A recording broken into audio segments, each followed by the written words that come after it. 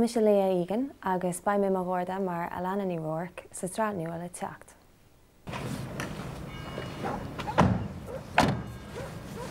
Tásúil am go mána tú soltas Rostanrún. Bhí nuair go deas ciún hartan seo. Ní hena thola mise? An taonród le bheith cuairmach faoi ná go bhfuil aithne ag chulaganna ar chulagan eile. Well, níl aithne am sa réon duine agus sin mar fearla mé. Céir de thugann seo thuair nó Alanna? Níl rúnar be ar an bhórsan méid chuirna trom chúisna atá tharla an seo.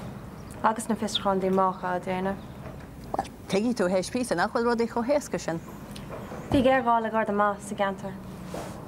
Déanana méid ar níhil.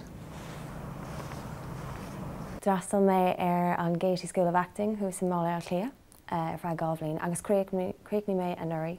Tá mé inis sa real world. Buchas le dia tá mé gobar ó hin, so tá mé anganóach ar fad. I dús bóra bhí mé an ar bhíseach ar fad. Bíonn sé mar sin i gcónaí mar aistóir agus tusa ar set nua an dtuigeann tú.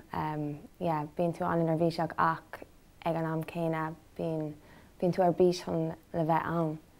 Bhí mé an ar bhíseach ach chuir fáilte olmhór Róm agus tá chuile goine an seo go deas cinálta. Mar aistóir creidum go bhfuil gach character agus a gcuid tréthe an gclár fiú na character nach daithníon leat.